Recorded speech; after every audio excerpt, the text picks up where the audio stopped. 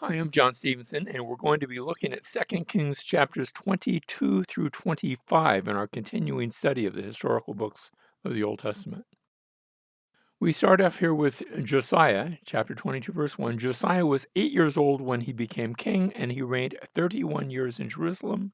And his mother's name was Jedidah, the daughter of Adiah of Bozkath. He did right in the sight of the Lord. That's a good thing. Walked in all the way of his father David, nor did he turn aside to the right or to the left. Let me just say, Josiah is going to be the last good king of the southern kingdom of Judah. Josiah probably doesn't do a lot the first few years because how much is an 8-year-old going to do? But in the 18th year of his reign, once he's older, established, his reforms begin. He's going to turn people back to the Lord. He instructs Hilkiah, the high priest, to begin work on restoring the temple as it had been back in Hezekiah's day. Remember, Hezekiah's son and grandson had tried to, as much as they could, to do away with the temple. He's going to try to fix it up again. This involves major construction work, and in the process, they find a copy of the book of the law. This book of the law, is it Deuteronomy? Is it the whole Torah? We're not exactly sure, but it is brought to Josiah and read in his presence, and they hear both the blessings and the cursings pronounced. Now, that gives us a hint. Deuteronomy actually has a section toward the end that has blessings and cursings. So does Leviticus chapter 26. I'm not sure which part that is, but Josiah hears that and he says, "We've broken every one of those laws. We're in trouble." And so he tears his clothes, and then he calls for a prophetess by the name of Huldah. Huldah is a woman prophet. There aren't that many described in the Old Testament. Doesn't mean there weren't any. There's just not too many described. But Huldah, she actually comes to the palace. You go to Jerusalem today, the southern wall of Jerusalem, and that's what we're looking at here. Those gates, these are called the Huldah gates. They're named after her. And she says that God is going to bring evil upon Jerusalem because of the sin of the people. Yes, that judgment, the judgments that are described in the law are going to be fulfilled. However, because the heart of the king has been tender and humble before the Lord, this calamity will not take place in his lifetime. Once he dies, then it will begin, but not yet. And he hears that, and he's going to live quite a while. So it's not great, but it's not an immediate catastrophe. And so Josiah continues to do his reforms. The vessels and idols of Baal are burned in the Kidron. If you look at the map to the right, notice you've got the city of Jerusalem, the temple to the north part in the colored region. The outline of the walls that you see, that's the modern day walls. That wasn't there back then. And then you had these valleys that went around Jerusalem. On the right side, on the east side, notice the Kidron Valley. That becomes the place where they burn the idols of Baal. He also does away with the idolatrous priests, and he overturns the place of burning that was in the Hinnom Valley. Notice on the same map that valley goes around to the south and to the west side. There it is known as the Hinnom Valley, and this was a place where they would do some really bad things. They would go and burn their children if they were trying to get something extravagant from one of the pagan gods. They'd throw their children into the fire. And we've read about certain people, even certain kings at times, that had done that sort of thing. If you go to Jerusalem today, that Hinnom Valley, the valley's still there. There's nothing built on it. It's kept in the clear. In fact, I think they may have made it a city park. It's actually quite pretty. The valley, the edges of the valley are very steep, sort of stone rock. And now this is just happenstance. Every time I've ever driven past it, and I've driven past it a number of times, uh, there was some trash burning there. Not like the whole valley, but usually a can of trash or some rubbish or something. And by the time you get to the New Testament period, it becomes like the town garbage heap where they would burn things. And that burning idea had become in the New Testament era a picture of the judgment fires of hell. So they would refer to it as Gehenna. Gehenna just means the Hinnom Valley. The Get is the word for valley, and the Henna part is short for Hinnom. Um, and so that's going to be a later picture that even Jesus will use to describe the fires of hell. Now, Josiah continues his reforms. The high places and pagan temples are destroyed. What you're seeing here is a picture of the high place, at least the ruins of it, up at Dan. I'm not sure if that one was still here at that point, but there was one at Bethel that Josiah went in and destroyed it. He broke down the altar at Bethel, and what you see here is a metal framework showing what the altar would have looked like. They're not trying to rebuild it or use it. They're just showing it for archaeological purposes. The priests of the high places were put to death. That became a capital offense, worshiping pagan gods and leading people away from the true God. He continues to remove the pagan altars, not just around the land, but apparently there had been some even put up at the temple, and he removes them from the temple, cleanses the temple, and Passover is reinstituted. It had not been observed since the days of the judges. That's how sort of out of line things had become. It was observed in the days of Hezekiah. He had a Passover, and now Josiah also has a Passover. Now, a summary then in chapters 22 and 23 of Josiah's reign. We start off with an introduction. Hilkiah the priest discovered the law book. We already talked about that. And the law talks about the inevitability of judgment because of the disobedience of the fathers, but it's not going to happen until Josiah dies, so it won't happen in his day. Next, we have an assembly in Jerusalem for covenant renewal. That's chapters 23, verses 1 through 3. And the pivotal point speak of Josiah's reforms that we've just been talking about.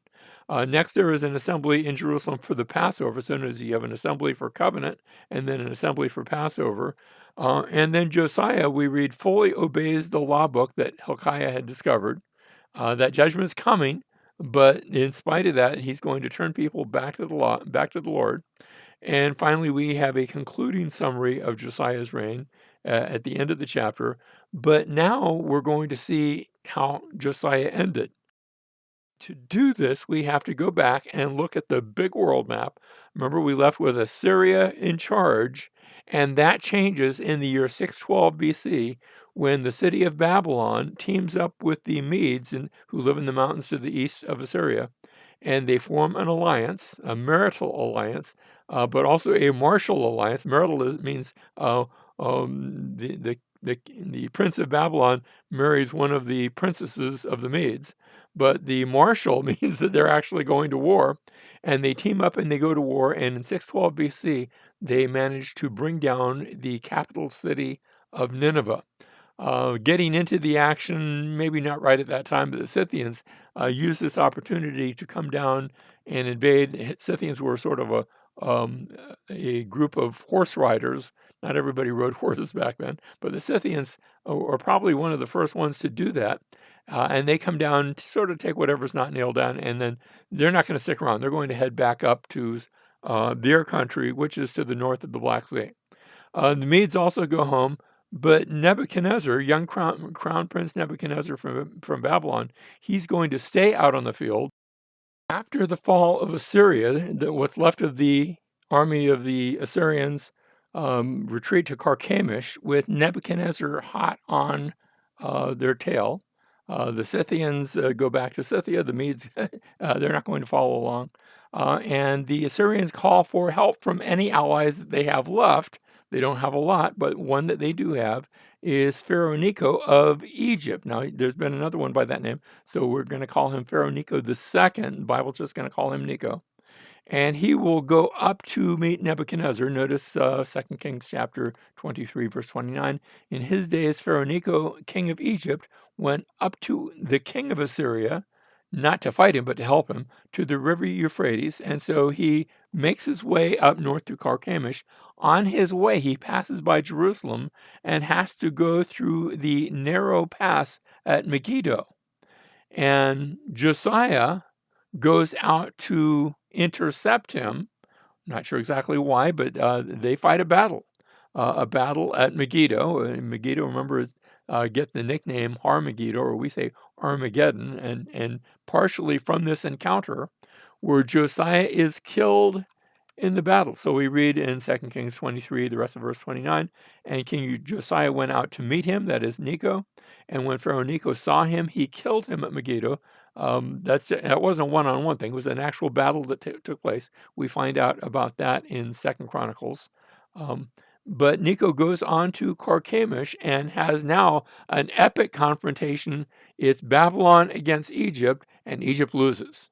So Pharaoh Necho will ride back as fast as he can. Now, meanwhile, after Josiah had been killed at Megiddo, the Jews had taken one of his sons, Jehoahaz, and installed him on the throne. So he had now become the king, but that's very short-lived because Pharaoh Necho comes and removes him from the throne, and instead is going to place his brother in power.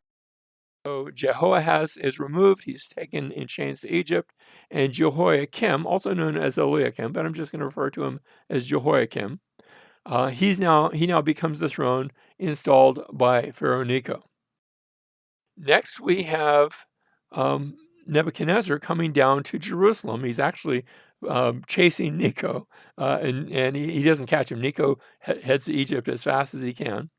But Nebuchadnezzar comes down to Jerusalem, and he gets there, and Jehoiakim is on the throne, and Nebuchadnezzar says, "Fine, you're on the throne, but now you're taking your orders from me. You're now part of the Babylonian Empire. Welcome." I'm not sure if he said it quite that way, maybe not quite that friendly, but Jehoiakim now is under Nebuchadnezzar and under Babylon. And so in his days, Nebuchadnezzar, king of Babylon, came up, and Jehoiakim became his servant for 3 years. And then after 3 years, Jeremiah was warning him, you stay loyal, keep your promise. You promise you'd be loyal to him. God's doing his thing. Don't try to figure that out. You just obey the Lord and follow him, and everything else will take care of itself. He doesn't do that. And so notice he turned and rebelled against him. The him is Nebuchadnezzar. So Jehoiakim rebels against Nebuchadnezzar, who comes back to Jerusalem again. He had already been to Jerusalem. He hadn't had to capture it, but remember, he had come and told Jehoiakim, "You're now paying taxes to me." Just to make him behave, he had taken some hostages like Daniel, Shadrach, Meshach, and Abednego. We read about that in the book of Daniel. But now Nebuchadnezzar puts down this rebellion, and in laying siege to the city, Jehoiakim dies. Not at the hands of Nebuchadnezzar. He's getting older, and for whatever reason, he dies. Nebuchadnezzar is going to capture the city, but it's going to take him a couple of months.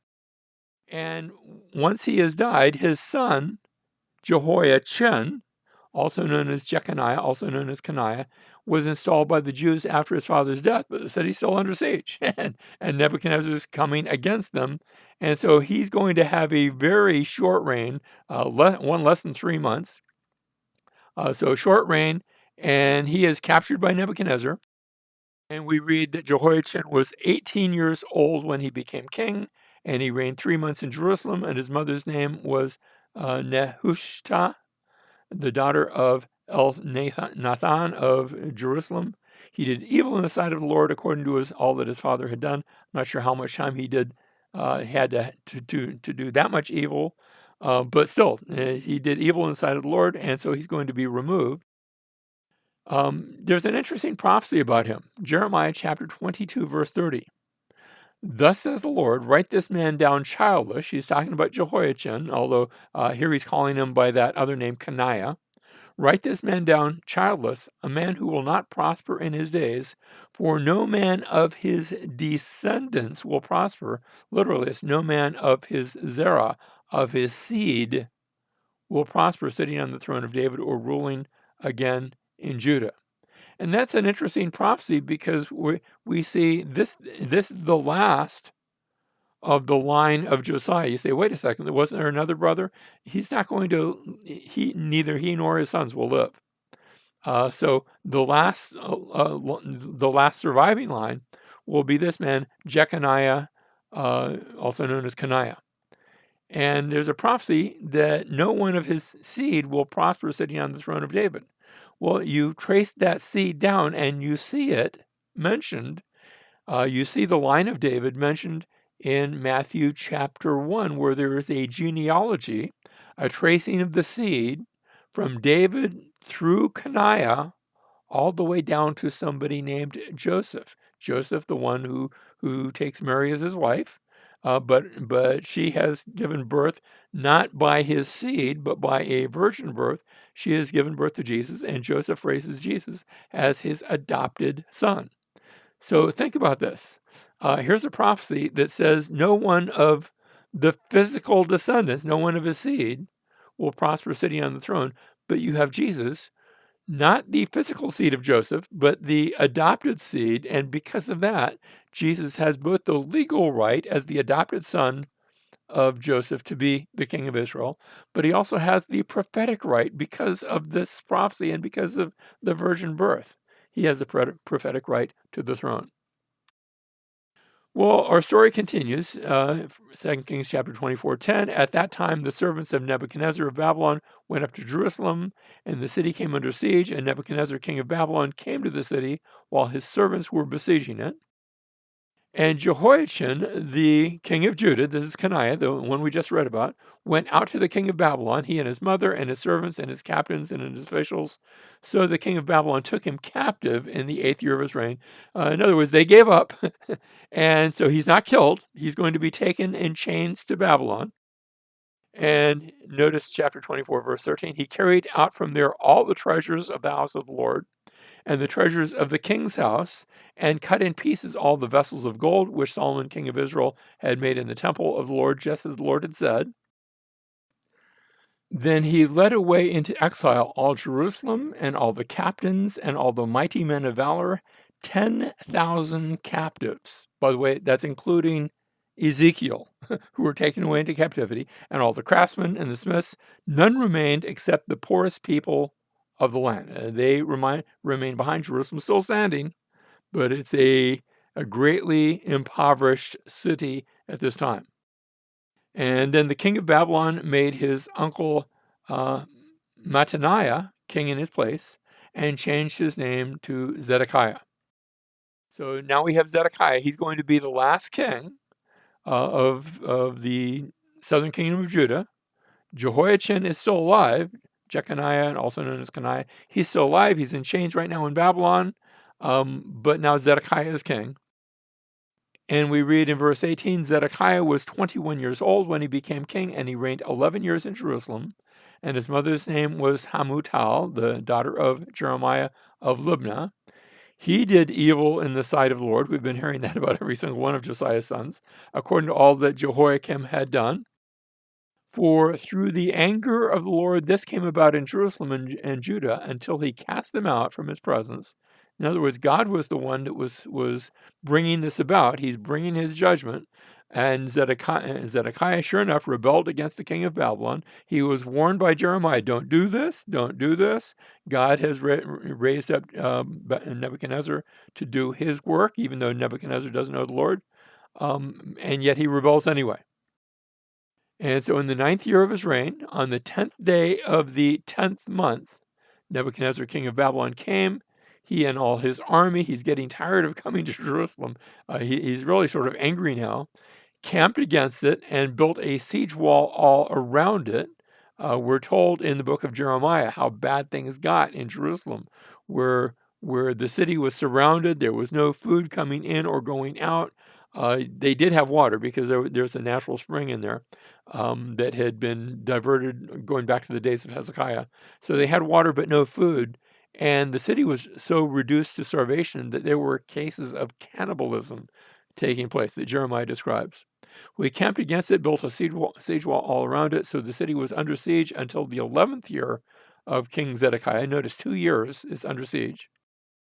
On the 9th day of the 4th month, the famine was so severe in the city that there was no food for the people of the land.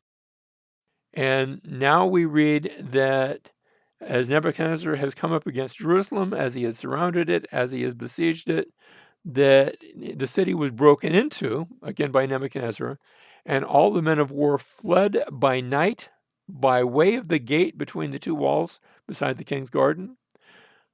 Though the Chaldeans were all around the city, they did a breakout, and they went by way of the Arabah. The Arabah is what we call the Jordan Rift Valley, that deep valley where the Jordan River flows into the Dead Sea.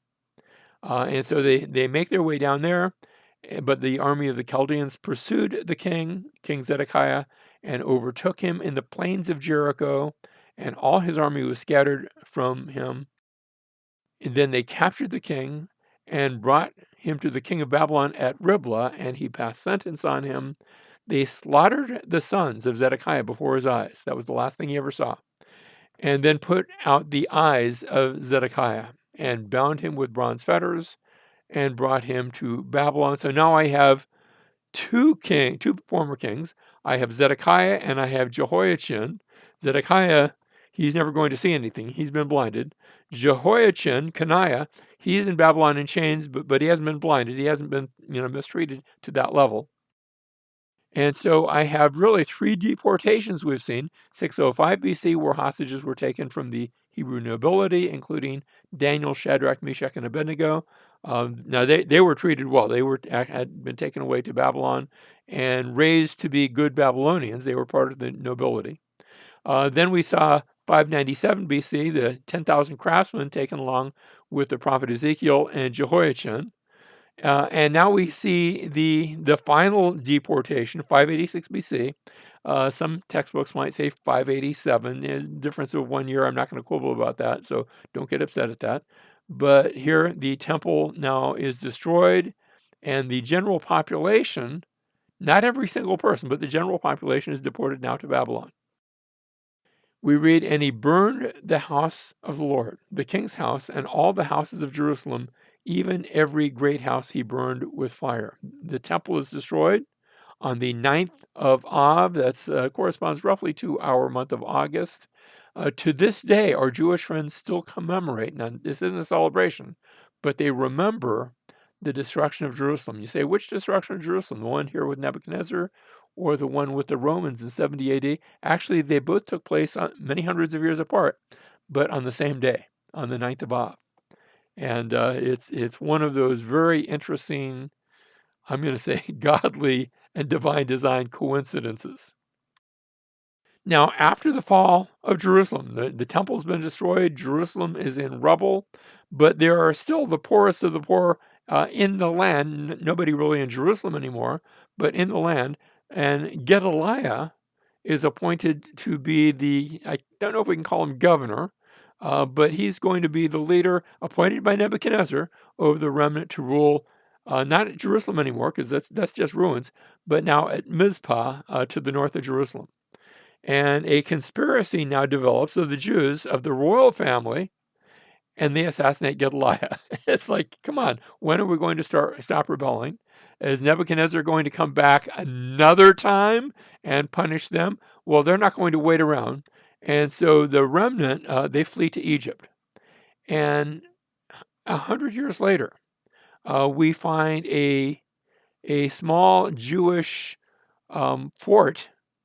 They're working by now for the Persian government, but a fort in Egypt is known as the fort is known to be on the island of Elephantine, means the island of the elephants, probably because of the rocks. If you look at them, you can almost imagine them as a herd of elephants coming up from the river. And we found papyri here dating to the early 400s BC. And this Elephantine papyri is written by a Jewish commander who is saying, we used to have a temple that we built here on the island of Elephantine. It got messed up. It got destroyed. We'd like to rebuild it, and we're asking permission from the Persian government to do that. And I'm not sure how it turned out. I imagine they did get permission. The Persians were pretty good about giving permission for things like that. But it's an interesting slice, and it lets us know that there were Jewish people that were still in Egypt 100 years later. Now, First Kings, we've been looking at First and Second Kings. First Kings then opened with Solomon's glory. It closes now with Jehoiachin's shame. First Kings opens with the building of the temple in the early chapters of First Kings. Now we see the destruction, the burning of the temple. In First Kings, we saw it opening with the blessings of obedience. If you obey, here's all the blessings that you're going to receive. And for a time, they did receive those blessings. Second Kings, at the end now, it closes with the cursings of disobedience. And yet we still have a few verses left. So 2 Kings chapter 25, beginning verse 27. Now it came about in the 37th year of the exile of Jehoiachin, king of Judah. He's been in Babylon. He's been in prison in Babylon. In the 12th month, on the 27th day of the month, that Evil Merodach, now that's not like the word evil, like he's a bad guy. That just means son of Merodach. And Merodach was one of their pagan gods. King of Babylon. He is the son of Nebuchadnezzar. Nebuchadnezzar by now has died. In the year that he became king, released Jehoiachin, king of Judah, from prison. And he spoke kindly to him and set his throne above the throne of the kings who were with him in Babylon. So he's not allowed to return to Jerusalem. Jerusalem's a ruin, but he's taken, his chains are removed. He is given a place of honor. He's not ruling over anything, unless maybe it's just some Jews in the area. But he's given a place of honor, and he's released from his chains. And we read that Jehoiachin changed his prison clothes and had his meals in the king's presence regularly all the days of his life. And for his allowance, a regular allowance was given him by the king, a portion for each day, all the days of his life. And he's going to continue. He's going to have children, and it will be one of his, forget if it's grandchildren or great-grandchildren, one of his descendants by the name of Zerubbabel, who will bring the people back and begin the rebuilding both of Jerusalem and the temple. But we'll see that in a future class.